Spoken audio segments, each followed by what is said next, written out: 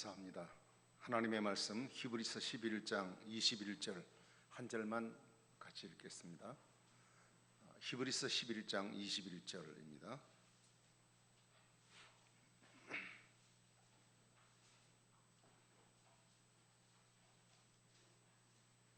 신약성경 365면에 있습니다. 짧은 한 절이니까 우리 두 번 반복해서 읽겠습니다. 같이 읽습니다. 시작. 믿음으로 야곱은 죽을 때에 요셉의 각 아들들에게 축복하고 그 지팡이 머리에 의지하여 경배하였으며, 다시 한 번 더요. 믿음으로 야곱은 죽을 때에 요셉의 각 아들에게 축복하고 그 지팡이 머리에 의지하여 경배하였으며. 아멘. 감사합니다. 네. 조금 이렇게 자유를 주셔서 또 이렇게 예배 드릴 수 있는 시간들이 되어지게 돼서 감사를 드립니다. 그러나 아직 코로나는 끝나지 않았으니까 계속 개인적으로 서로 좀 조심하시면서 잘 유지하시기를 바랍니다. 감사한 것은 우리 교인들 중에 한 분도 이것 때문에 고통을 당하셨다는 소식이 없어서 너무 감사한 일이고 하나님께 감사를 드립니다. 5월달은 가정의 달입니다. 가정을 위해 기도 많이 하겠지만 특별히 5월 한 달은 또 유념하시고 가정을 위해서 늘 기도하시기를 바랍니다. 오늘부터 교회의 모든 활동을 정상적으로 진행하도록 하겠습니다. 그래서 오늘부터 모든 교육기관 예배, 그 다음에 오늘 주일 오후 예배까지 드립니다. 1부, 2부 드리고 난 뒤에 또 시간의 텀이 좀 있기 때문에 원래는 점심시간을 해야 되는데 아직 식사를 좀 같이 하기가 조금 좀 껄끄러운 분위기라서 이 연휴가 지나고 한 1, 2주간 기다렸다가 그때 이상 없으면 점심을 그때부터 하시도록 하고요. 한두 주 내지는 3주간 정도는 교회에서 컵라면을 준비해 놨습니다. 그리고 밥솥에 밥도 해놓고요. 그 다음에 김치 있습니다. 그러니까 오후에 활동을 계속하실 분은 그냥 가서 자연스럽게 이렇게 드시면 되겠습니다. 그렇지 않고 그냥 집에 가까우신 분들은 집에 가셔서 식사하시고 또 다시 오시고, 또 차가 필요하다면 여러분 연락하시면 또 모시러 가도록 그렇게 할 테니까 그렇게 해주시기 바랍니다. 그리고 셀 모임은요 다음 주일부터 시작을 합니다. 그리고 심야 기도도 원래는 금주부터 하려고 생각을 했습니다. 근데 아무리 생각해도 심야 기도가 좀 힘든 것이 마스크를 끼고 찬송을 부르자니 거의 방수 수준인데 숨이 안 쉬져요. 몇 절만 부르거나 막 숨이 가빠가지고 그래서 제가 기도 인도도 하고 또 찬송도 같이 부르고 막 그래야 되는데 기도도 제대로 힘있게 못할 것 같고 찬송도 힘있게 안 될 것 같고, 그러다 보니까 이 심야 기도가 조금 좀 그러겠다 싶어서 좀 늦췄습니다. 그래서 원래 이제 5월 24일입니까? 그때부터 우리 교회 새벽기도 총진군이 3월달 못했으니까 그때 이제 1차로 시작이 됩니다. 그때 그래서 새벽기도 총진군 마지막 금요일 저녁까지 하니까 그때부터 심야기도를 시작하는 것으로 그렇게 잠정적으로 정하고요. 우리 셀 리더들에게는 그 성경 공부에 대한 내용들은 제가 이 심야기도가 시작되기 전까지는 단체 카톡으로 제가 이렇게 내용을 주초에 전달해 드리도록 그렇게 하겠습니다. 그렇게 여러분 기억하시고 이용해 주시기를 바랍니다. 네, 감사합니다.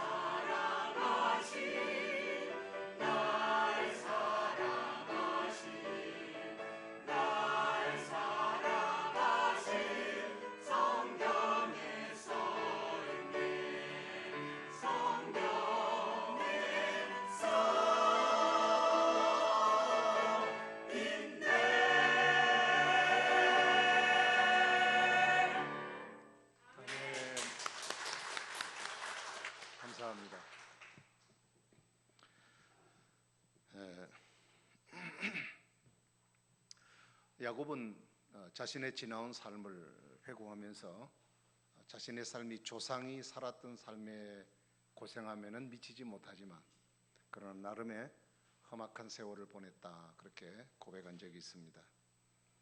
잘 알다시피 10대에 본인의 의지와 상관없이 부모 곁을 떠나서 집을 떠나야 하는 상황에 이르게 되었습니다. 그때 어머니 리브가의 그 당부로 외삼촌 집에 머물게 되지만 그곳에서 십수년을 사는 동안 그는 죽도록 일만 하고 고생했습니다.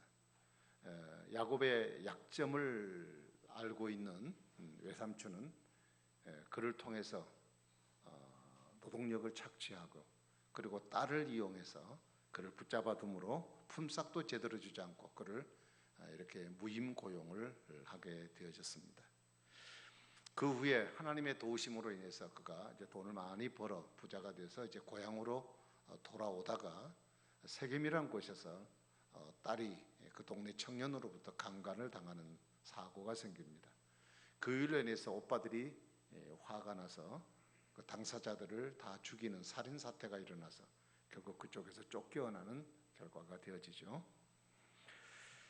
그리고 그가 이제 고향에 돌아와서 남은 여생의 여장을 풀고 이제 편안하게 살아가는 중에 어느 날 갑자기 나이 많아서 얻은 사랑하는 아들 요셉을 잃어버리는 그 상처를 안고 남은 여생을 살게 됩니다. 그러나 하나님께서 그를 축복하셔서 다시 요셉을 성공하게 만드시고 그로 하여금 재회하는 축복을 하나님이 주시죠.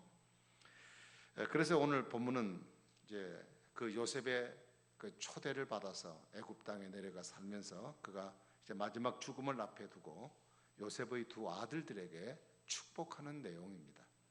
오늘 본문의 내용의 근거 구절은 창세기 48장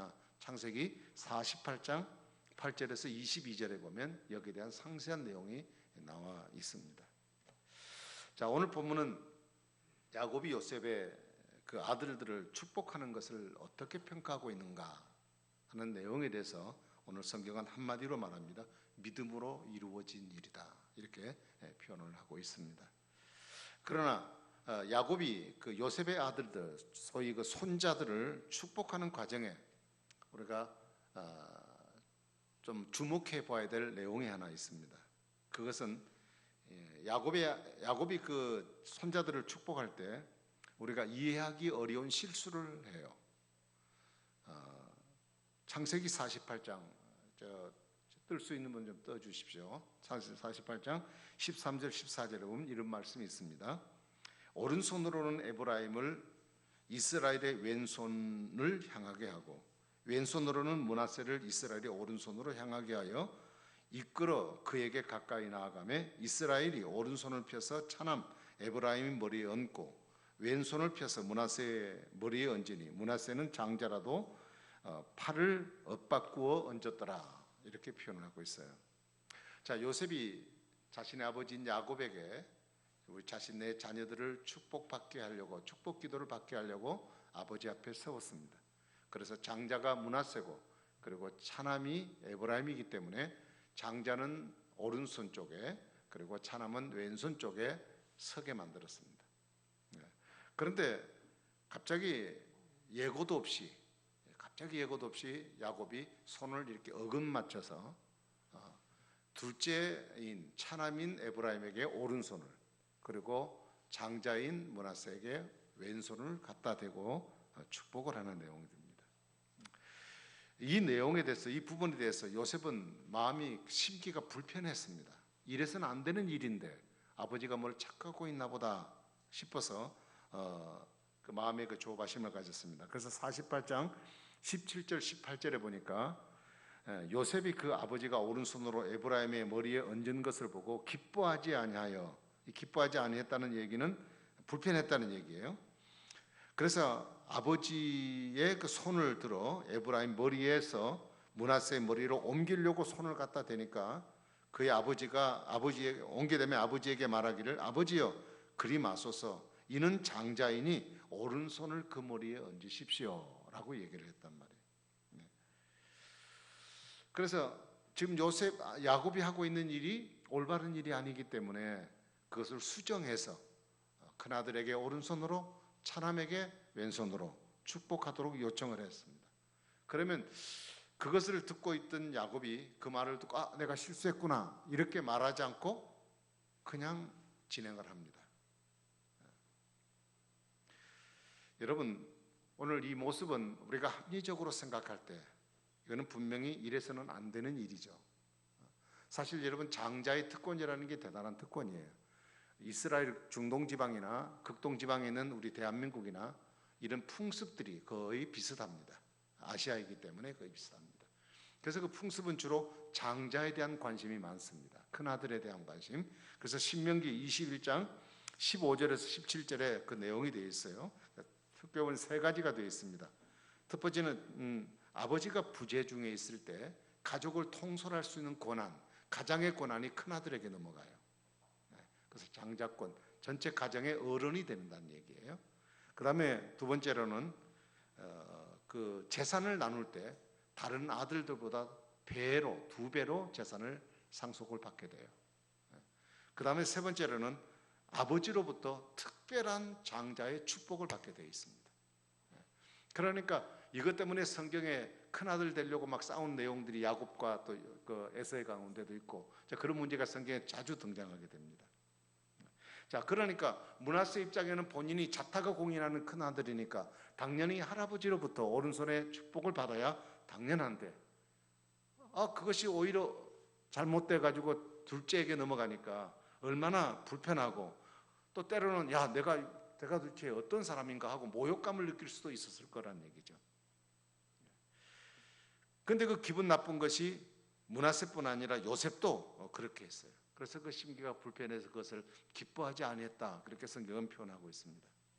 여러분, 연세가 들고 나이가 많이 들다 보면 때로는 실수할 수도 있고요, 자식들에게 대하는 것도 실수도 할 수 있습니다. 자, 그러면 그것이 실수라고 한다면 그것을 고쳐서 올바로 수정해야 될 것 아닙니까? 근데 야곱은 끝까지 그것을 고집을 해요. 죄송합니다. 저도 올해부터는 어르신 대접을 받습니다. 그래서 지하철도 공짜입니다.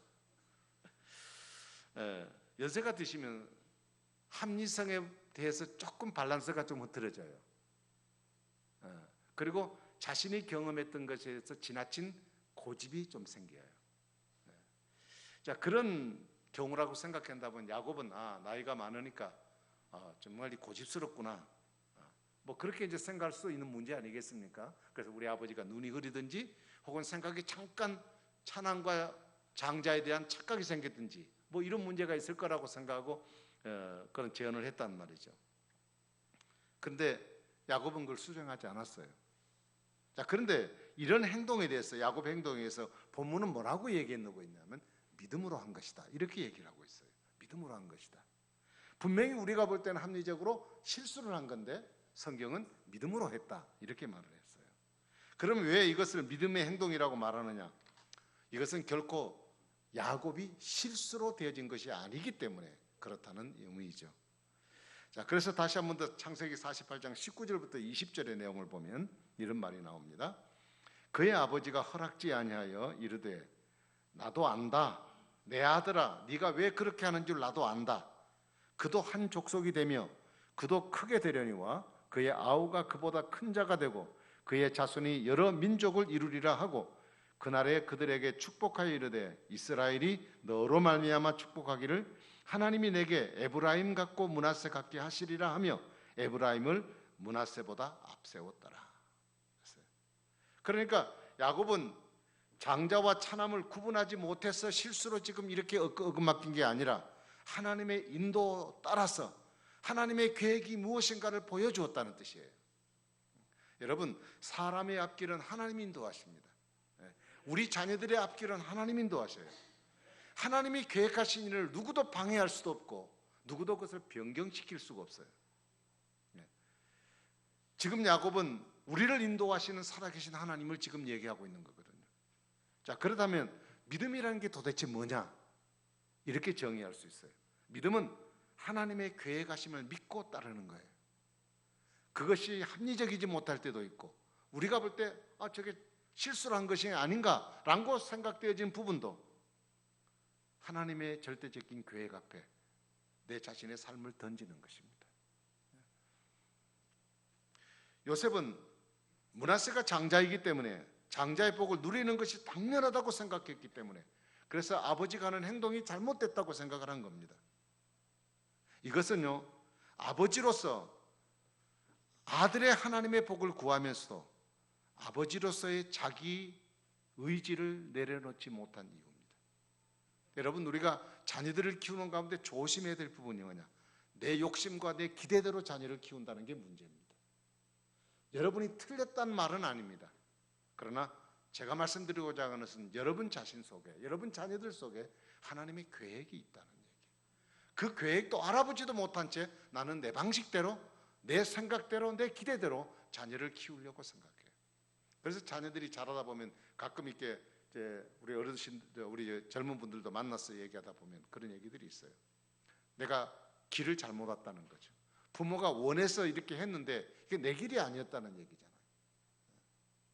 그러니까 본인은 부모를 대신한 삶을 살아줬다는 것 때문에 억울하게 생각하는 자녀들이 있어요. 하나님은 그 개인에게 하나님이 주신 하나님의 계획이 있어요.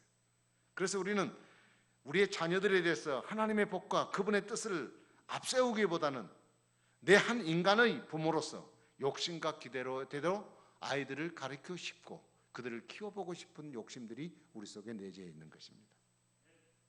자, 그런데 야곱은 하나님께서 그 손자들에게 내리실 복을 확신했습니다. 그래서 믿음으로 그들에게 축복하는 일을 멈추지 않았습니다. 아들아, 내가 안다. 내가 이게 큰 아들이고 작은 아들인 줄 내가 알고 있다.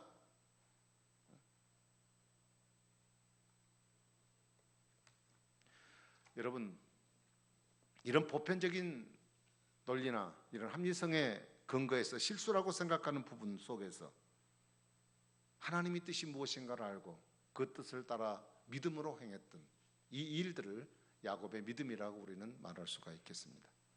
그래서 그 야곱은 하나님을 대신해서 그 복을 선포하게 된 겁니다. 오늘 11장 21절의 본문에 보면 두 개의 구절을 봅니다. 하나는 그 지팡이 머리에 의지하여 라는 말이 나옵니다.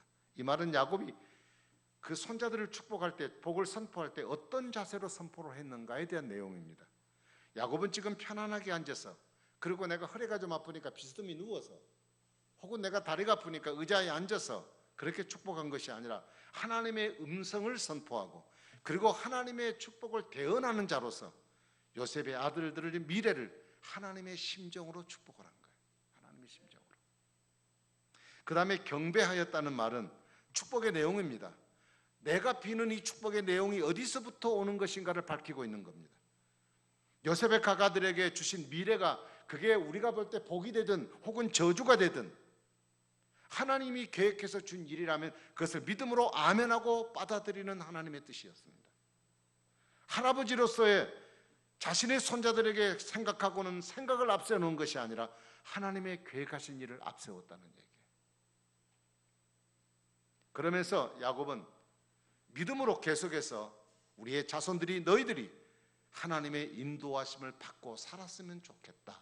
그래서 너희들이 하나님의 뜻을 따라 인도하심을 받고 살아가기를 위해서 당부하고 있는 내용이라고 볼 수가 있는 겁니다. 창세기 48장 21절에 보면 나는 죽지만 하나님은 너희와 함께 계시사 너희를 인도하신다고 말씀하셨어요. 그랬죠. 부모는 죽을 수 있어요. 부모는 자녀와의 관계 속에 더 이상 도움을 줄 수 없는 상황 속에 이를 수 있어요. 그러나 하나님은 영원토록 우리와 함께 하셔서 우리를 인도하시기 때문에 그는 부모의 인도를 받아야 될 것이 아니라 하나님의 인도를 받아야 한다는 얘기예요. 사랑하는 여러분, 오늘 우리는 부모로서 우리 자녀들에게 어떤 심정을 가지고 있는지 여러분 자신을 한번 살펴볼 수 있기를 바랍니다. 만일 우리 자녀들이 에브라임과 므낫세 같은 상황에 처하고 있다면 우리는 어떻게 해야 될까요? 너는 장남이기 때문에 장남의 복을 받고 너는 차남이기 때문에 차남의 복을 받으라. 우리가 말하는 합리적이고 보편성에 따라서 우리는 이 일을 진행해야 될 것인가? 우리에게는 아들이라고 하는 장자라고 하는 부분에 대해서 고집스러운 성향을 갖고 있습니다. 아들이 잘 돼야 돼, 장남이 잘 돼야 돼 라고 생각을 합니다. 그러나 여러분, 자식에 대한 편애는요, 굉장한 큰 아픔을 가져다 줍니다. 한쪽의 아들을 사랑하게 되면 말이나 행동이 달라져요. 그러면 다른 한편에 있는 형제들은 그것 때문에 큰 상처를 받고 자라게 되는 거예요. 아버지, 어머니의 변할 수 없는 자식 사랑, 아들 사랑, 큰아들 사랑, 여기에 다른 자녀들이 희생을 당할 수밖에 없는 상황에 처하게 된다는 겁니다. 대체적으로 우리 한국 사회를 보면 장자가 잘 돼야 된다고 생각하는 이유가 여러 가지 있지만 대표적으로 세 가지예요. 첫 번째는 너는 우리 집의 대표이기 때문에 잘 돼야 돼. 그래서 잔뜩 기대를 갖고 모든 에너지를 그에게 집중을 시키는 겁니다. 너희들은 공부를 좀 못해도 괜찮아. 너 큰형은 공부를 잘 많이 해야 돼. 돈을 많이 벌어야 돼. 우리 가정의 대표이니까. 그 다음에 두 번째로는 부모를 모셔야 된다는 생각. 부모를. 그 다음에 세 번째는 내가 죽으면 우리 조상들과 부모를 제사를 지내줘야 된다는 막연한 기대심입니다. 막연한 기대심입니다. 그러나 여러분, 이런 부모들의 생각은요, 장자에게 큰 부담을 남겨줍니다. 이 세 가지를 그 자신이 감당해야 될 부담이 안겨져요. 그러면 만일 결혼하지 않은 총각이라면 이런 총각에게 와서 이 부담을 다 짊어지고 결혼생활할 사람이 누가 있겠어요? 그리고 다른 형제들과의 문제에 있어서 재산 분배나 여러 가지 속에 갈등의 원인이 되기도 하는 것입니다. 아직도 우리의 믿음의 가정에서 이런 일들이 지금도 일어나고 있다면 이거는 불신앙의 사람들에게 나타나는 모습이지 신앙의 사람들에게 가져야 될 모습은 결코 아니라는 것입니다. 자, 그러므로 믿음의 부모인 우리는 믿음으로 자녀들이 하나님이 예비하신 복을 받고 누리고 살아가도록 해줘야 합니다. 자, 하나님은 우리 자녀들을 향해서 각각의 은혜를 베푸십니다. 모든 사람이 다 에브라임일 수 없고 모든 사람이 다 므낫세일 수는 없습니다. 므낫세는 므낫세고 에브라임은 에브라임입니다. 하나님이 그들에게 각자 주신 축복과 하나님의 계획하심이 있다는 얘기예요. 그들이 감당해야 할 몫이 있고 그들이 받아 누려야 될 축복의 몫이 다 있는 겁니다. 그러므로 우리는 각 자녀들에게 하나님이 행하신 하나님의 계획을 믿어야 돼요. 하나님의 계획. 우리 아이에게, 우리 딸에게 하나님의 계획이 무엇일까? 그것을 찾고 그 계획하심을 우리가 믿고 나가야 된다는 거예요. 자녀가 진정한 복을 받는 것은 그 삶 속에 하나님의 뜻이 이루어지는 겁니다. 하나님 계획한 일이 있다면 그 한 생애를 통하여 하나님의 계획을 성취해 나갈 겁니다. 하나님은 어떤 방법을 통해서든지 그 계획을 이루어 나가십니다. 그런데 부모의 계획이 그 속에 들어가서 막아버린다면 하나님의 계획이 뒤틀려지게 되고 하나님은 그것을 끝까지 이루려고 하는 것 때문에 그 속에 수많은 갈등과 아픔이 생길 수밖에 없는 것이에요. 그래서 부모는 욕심과 기대가 하나님보다 더 앞서면 결코 자녀는 복을 누릴 수 없습니다. 그것은 하나님의 계획을 가로막는 일이 되기 때문에 그래요. 그래서 우리 부모는 자녀를 내 육신의 부모의 시각으로 바라보지 말고 하나님의 눈으로 자녀를 바라볼 수 있기를 바랍니다. 우리 자녀들에게, 우리 아들, 딸들에게 향한 하나님의 준비한 세계가 있어요. 그래서 자녀들도 하나님의 인도를 받고 인도하심에 따라 살아가는 믿음을 그들에게 심어줘야 합니다. 이스라엘 백성들에게 있어서 유대인의 쇠마 교육, 신명기 6장 4절부터 9절에 있는 말씀입니다. 그 보면 4절은 신앙의 대상이에요. 오직 여호와 하나님 한 분입니다. 그럼 그를 어떻게 섬길 것인가? 신앙의 내용은 5절에 말하기를 하나님을 사랑하라. 어떻게? 마음과 뜻과 그리고 힘을 다하여 그 하나님을 사랑하라. 그러면 이 하나님의 사랑을 실천하는 일이 어떻게 실천할 것인가? 먼저 부모 자신이 신앙의 내용을 마음에 새기고 이것을 자녀들에게 부지런히 가르치라 그랬어요. 어때요? 집에서 가르치고 일하는 중에 가르치고 일어날 때 가르치고 잠잘 때 가르치고 그것을 기호로 손목에 매놓고 그리고 미간에도 붙이고 문설주에도 붙여놓고 대문에도 붙여놓고 가는 곳마다 눈에 보이는 곳마다 여호와를 사랑하라, 여호와를 사랑하라는 것을 가르쳐서 그 아이들이 숙지하고 훈련되도록 만들므로 이 험악한 세상을 살아가는 날 동안 부모가 다 케어할 수 없는 그 환경 속에 살아간 자녀들이 하나님을 믿고 하나님을 섬기고 살아가는 자녀로와 되도록 만들어줘야 될 책임이 부모에게 있다는 것입니다. 여러분, 탈무드에 있는 말입니다만 지혜로운 부모는 어떤 부모가 지혜로운 부모냐? 고기를 잡아다가 요리를 만들어서 자녀 입에 넣어주는 부모가 지혜로운 부모가 아니라 그 고기를 잡는 법을 가르쳐주는 것이 지혜로운 부모라고 했어요. 이 부모가 세상을 살면서 경험했던 수많은 내용들이 있습니다. 고통스러움도 있고 받았던 복도 있습니다. 우리의 자녀들이 살아갈 동안에 내가 살아간 동안에 수많은 갈등과 또 시행착오로 일어났던 살아가지 않은 아픔들이 다시 그들에게는 겪어 살아가지 않도록 하나님을 따라 사는 것이, 하나님의 말씀을 지키고 살아가는 것이 얼마나 복된 삶인가를 이 자녀들에게 가르쳐서 내가 살아온 날 동안 수많은 고통과 아픔 가운데 살아왔던 그 아픔의 전철을 그들이 밟고 지나가지 않도록 하나님이 쳐준 내일을 따라 살아가도록 우리가 만들어야 될 책임이 부모에게 있는 것입니다. 스탠포드 대학의 심리학 교수인 그 젠센이라는 교수는 유대인들이 세계에서 뛰어난 족속 아닙니까? 뛰어난 민족이죠. 뭐 각계각층의 세계에서 모든 것에 마스터 키를 쥐고 있는 사람이 다 유대인들이란 말이죠. 유대인들의 숨심에 따라서 세계는 움직임이 달라질 수 있는 것입니다. 이런 조그만 나라, 이번에 이스라엘 가보셨지만 얼마나 적어요. 한 바퀴 삥 돌아도 몇 시간이면 다 돌 수 있는 우리나라의 뭐 강원도 정도 길이의 그런 조그만한 나라예요.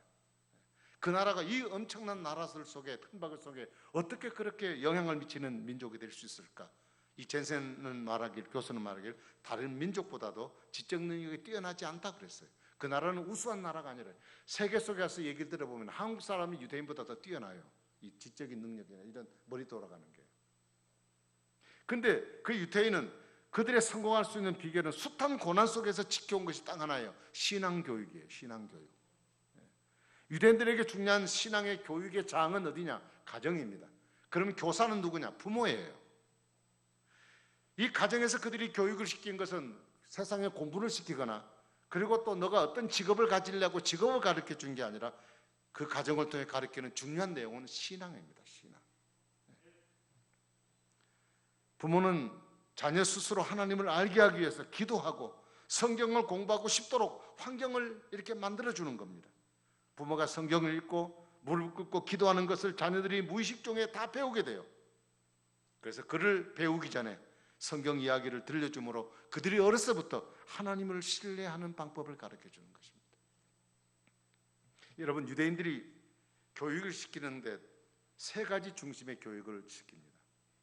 첫 번째는 하나님 중심입니다. 그들은 어떤 마음을 갖냐면 나는 아무것도 아니야.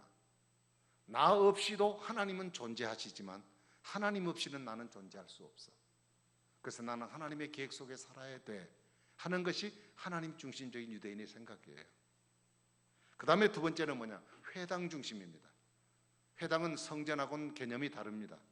지역마다 회당을 세워놓고 거기서 자주 공동체가 모이고 말씀도 공부하고 또 여러 가지 회의도 하는 장소가 있습니다. 요즘 우리로 말하면 지역교회 같이 그런 곳입니다. 근데 이들이 회당 중심이란 말은 뭐냐? 이사를 할 때 우리 아이들이 이 회당으로 걸어갈 수 있는 거리인가를 측정해서 이사를 합니다. 거리를 못 걸어올 자리 같으면 이사를 안 해요. 회당이 그들에게는 회당이 중요하기 때문에 그렇습니다. 그 다음에 세 번째는 랍비 중심입니다. 랍비는 선생이죠. 선생은 일반 교사를 말이 아니라 율법 교사를 얘기합니다. 오늘 말하면 목사와 같은 경우입니다. 자녀가 결혼을 하든지 어떤 교육의 문제 있든지 또 어떤 이직을 한다든지 어떤 취업을 한다든지 뭐 이런 문제들이 있을 때 항상 랍비와 상담을 통해서 그 문제를 결정합니다. 그리고 사업이 조금 괜찮은 사업들은 랍비를 채용을 해요. 그래서 항상 상담실을 그 앞에 두게 만들어서 어떤 문제가 생길 때마다 그 랍비와 의논해서 그 어려움들을 해결해 나가는 그런 랍비 중심의 그런 교육을 그들은 시킨다고 합니다. 여러분, 어려서부터 이렇게 부모에 의해서 하나님 중심, 회당 중심, 랍비 중심으로 살아가는 것을 철저하게 배운 것이 결국 그들이 세상을 살아가는 일에 지혜롭게 살아가는 하나님의 인도를 받는 길이 되어짐을 알 수 있습니다. 말씀을 맺고자 합니다. 자녀들이 믿음으로 하나님의 뜻을 살펴서 쫓아가도록 해줘야 합니다. 자녀들 스스로 삶 속에 당하면서 내가 넘어갈 수 없는 고비가 그들에게 다가올 때 그것을 스스로가 하나님께 묻고 대답을 받을 수 있는 훈련을 어려서부터 시켜야 합니다. 그리고 자녀들 자신의 생각을 하나님의 뜻에 언제든지 굴복시킬 수 있는 훈련을 시켜야 합니다. 여러분, 신앙을 벗어난 자녀들의 문제를 여러분 그냥 넘기지 마세요. 애들 다 커버렸고 내 손에서 더 이상 관리가 안 돼, 다 알아서 하겠지, 그렇게 끝내버리지 마시라는 얘기예요. 이것은 이 세상에 관한 문제뿐 아니라 천국에 관한 문제까지 연결되어 있기 때문에 대단히 중요한 문제입니다. 신앙의 과정이 없이 여러분 자녀들이 잘된 사람들이 있다면 그걸 복으로 생각하면 안 돼요. 하나님이 주신 복이어야 돼요. 세상에서 준 복이라고 하는 것은 모래톱과 같은 거예요. 하나님이 세워주신 복이래야 그 복이 든든한 것입니다. 부모가 자녀를 바르게 키운다는 것은 무엇보다도 중요한 것입니다. 부모가 자녀를 바르게 양육했다면 여러분 이 세상은 훨씬 많이 달라졌으리라고 저는 생각해요. 오늘 우리 사회가 이렇게 질서가 무너져버리고 윤리가 무너져버린 이유가 어디 있느냐? 우리 부모들이, 그리고 교회가 기독교에 대한 세계관, 기독교에 대한 가치관, 기독교에 대한 윤리관을 그들에게 확실하게 가르치지 못한 사건 때문에 오늘 이 사회가 다 무너져 버렸어요. 회개망측한 일들이 오늘날 사회에 일어나고 있습니다. 여러분, 특별히 크리스찬 부모들은 여기에 대한 무거운 책임감을 느껴야 될 줄로 믿습니다. 내가 돈이 좀 없어서 좋은 음식 못 먹일 수도 있어요. 그리고 좋은 옷 못 입힐 수도 있어요. 또 머리가 조금 딸려서 좋은 대학 못 갈 수도 있어요. 그러나 이것만은 여러분 꼭 가르쳐야 하고, 자식들의 미래를 생각하면서 이들에게 하나님 중심의 신앙을 여러분 가르쳐야 여러분 가문이 복될 것이고 교회가 복될 것이고 이 사회의 미래가 밝은 사회가 될 줄로 믿습니다. 마지막 결론 여러분이 드립니다. 여러분, 부모의 욕심을 버리세요. 자녀들에 대한 지나친 기대감을 내려놓으세요. 그것 때문에 스트레스 받지 마세요. 그게 마음대로 안 돼요. 서로가 괴롭고 힘들어요. 왜요? 하나님의 계획하신 일이 그에게 있기 때문에 그래요. 걔가 때로는 그 애들이 내가 원하는 방향대로 혹시 안 나가는 경우가 생길지라도 여러분 그것을 부모의 입장에서 자꾸 막으려고 생각하지 마세요. 여러분, 하나님의 심정으로 자녀들을 미래를 축복하세요. 하나님이 우리 자녀를 향해 가지신 생각을 가지고 자녀를 축복하세요. 야곱과 요셉은 복을 주는 자가 아니에요. 하나님 복이 우리 자녀에게 임했으면 좋겠다고 기대하는 마음으로 축복해 주는 그런 기도를 하는 사람일 뿐이지 그가 복을 주는 사람은 아니에요. 복은 누구만 주시냐? 하나님만이 복 주시는 분이세요. 하나님만. 그러므로 내 자녀의 신앙을 여러분 잘 점검하십시오. 자녀들이 준비된 복을 잃지 않도록 야곱이 바라보았던 하나님의 눈으로 우리 자녀들을 바라볼 수 있기 바랍니다. 그래서 여러분 자녀들에게 예비하신 하나님의 축복 넉넉히 받고 이 거친 세상을 하나님 인도하심 따라서 힘있게 승리하고 살아갈 수 있는 일을 위하여 오늘의 힘들고 나를 내려놓음이 힘든 일이겠지만 하나님의 계획이 훨씬 더 훌륭하심을 믿고 그분의 계획에 맡기고 기도하고 믿음으로 이 일을 잘 감당하셔서 여러분이 주신 사랑하는 자녀들이 복된 자녀들 되어 그들을 지켜볼 때마다 하나님이 나를 축복하심을 바라보고 감사할 수 있는 여러분 되기를 주의 이름으로 축복합니다. 기도하겠습니다. 우리 같이 한번 통성으로 우리 사랑하는 자녀를 위해서 한번 기도합시다. 여러분 자녀들의 믿음을 위해 기도하시고 우리 자녀들의 앞날을 위해서 하나님 인도하심을 바라보고 그리고 무엇보다도 부모인 내 자신이 이들에 대해서 어떤 마음을 갖고 대해야 될 것인가를 생각하면서 함께 우리가 통성으로 한 1분 동안 기도합니다. 자비로우신 우리 하나님 아버지, 은혜와 사랑을 감사합니다. 부족하기 이를 데 없는 저희들의 오늘도 우리를 통하여 하나님의 귀한 일을 이루시는 하나님이십니다. 주여, 주님을 바라보게 하시고 하나님 의지하게 하시고 하나님 기뻐하는 모습으로 살아가는 저들의 삶이 되도록 주님이 우리 가운데 역사해 주시기를 바랍니다. 주여, 주여, 연약할지라도 나를 통해 이루신 하나님 바라보게 하시고 우리의 사랑하는 귀한 자녀들, 믿음의 자녀를 우리에게 주셨사오니 이들이 하나님 앞에서 믿음으로 바로 반듯하게 자라게 하시고 하나님의 선한 뜻을 이루어 자라갈 수 있게 하시고 하나님 영광에 자라갈 수 있는 자녀들로 주님 인도해 주시옵기 원합니다. 하나님 인도하심, 하나님의 손길이 필요합니다. 주여, 주여, 주여, 하나님 이들이 정말 아름답게 하나님의 선행할 수 있도록 도우셔서 이들을 통하여 하나님의 살아계신 과정을 나타낼 수 있도록 도와주옵소서. 때로 아버지 우리 인간적인 고집들이 나의 생각이 나의 기대가 하나님의 뜻을 계획을 가로막는 일은 아닌지, 우리 자녀의 앞날을 가로막는 일은 아닌지 돌아볼 수 있게 도와주시고, 하나님의 시각으로 하나님의 마음으로 이들을 바라볼 수 있게 도와주옵시고, 주님의 믿음으로 잘 감당함으로 아버지 하나님의 뜻을 이 땅에 이루어감으로 우리의 자녀를 통하여 이 세상이 더 밝아지게 하시고 하나님의 영광이 나타나게 도와주시고, 주여 이 땅에 질서 없는 세상에 질서가 있게 하시고 그 눈앞에 세상으로 살아갈 수 있는 놀라운 하나님의 미래 같은 자녀들로 하나님께서 아름답게 세워주시고 축복하여 주시고 인도하여 주옵소서. 어느 곳에서 어떤 위치에 일하든지 하나님 늘 그들과 동행하시고 붙들어 주실 줄로 믿습니다. 예수님 이름으로 간절히 기도하옵나이다. 아멘. 찬송 드리겠습니다. 찬송가 559장 찬송을 부르면서 헌금 드립니다.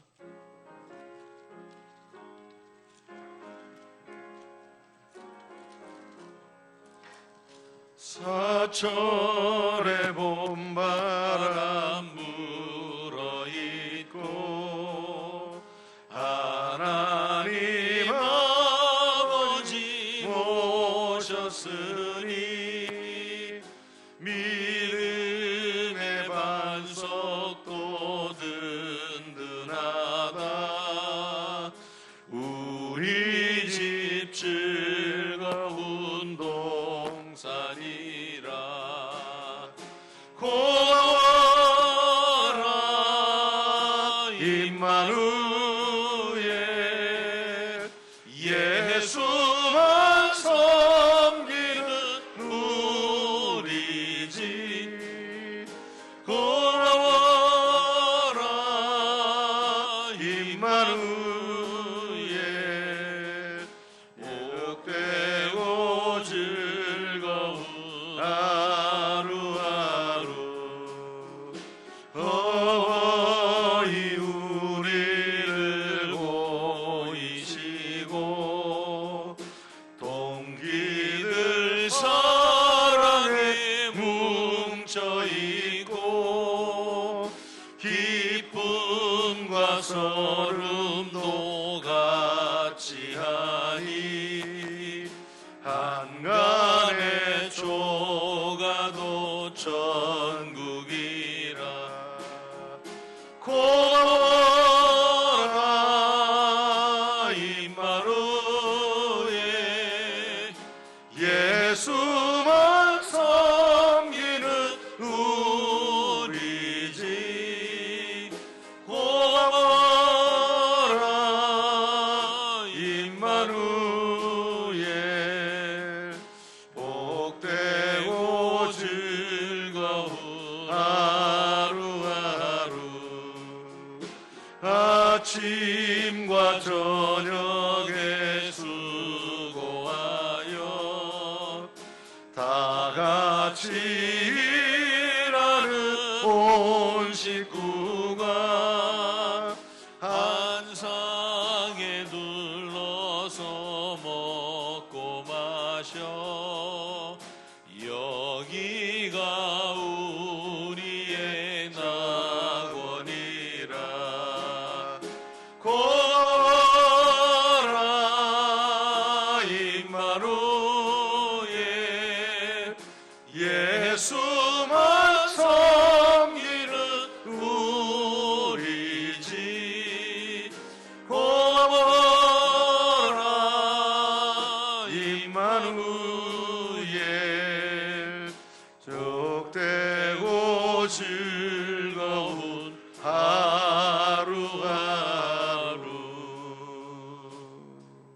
하나님 아버지 감사합니다. 오늘도 여러 가지 어려운 환경 가운데서 하나님 앞에 나와 예배하며 또한 특별히 물질을 구별해 하나님께 귀한 예물로 드리는 사랑하는 성도들의 손길을 축복해 주시옵시고, 이 땅에 사는 것이 하나님의 복임을 저희들이 믿고 삽니다. 하나님 아버지, 하나님 없이 살아가는 이 세상 속에 우리 그리스도인들이 이 살벌한 세상에 살아가는 가운데 살지라도 늘 보호자 되시고 함께해 주셔서 하나님만이 할 수 있는 귀한 영광을 우리의 삶을 통해 나타나도록 우리 성들의 손길과 발걸음에 축복하여 주시옵소서. 오늘도 몸된 교회를 위해 수고하는 여러 성도님들의 삶을 복주시기 원하며 하나님, 오늘도 우리와 함께 같이 못하는 몸이 불편하신 분들을 찾아가 주시고 하나님, 위로와 평강과 건강을 더하여 주옵시며, 오늘도 우리와 함께 할 수 없는 외국에 거주하고 있는 형제들 어느 곳에 있든지 늘 그들에게도 안전함을 허락해 주시고, 우리 자라는 다음 세대들을 축복해 주시고, 이들이 말씀 가운데 귀엽게 아름답게 하나님의 심정으로 자라 하나님이 주시는 지혜로운 자들이 되어 이 땅에 주의 영광을 드러내는 훌륭한 하나님의 사람, 주의 영광을 한없이 드러내는 믿음의 자녀들로 축복해 주시옵소서. 예수님 이름으로 간절히 기도하옵나이다. 아멘. 우리 다 같이 일어나셔서 그냥 마스크는 끼고 있지만 그냥 속으로라도 우리 인사만 합시다. 만사 반갑습니다. 축복하고 사랑합니다.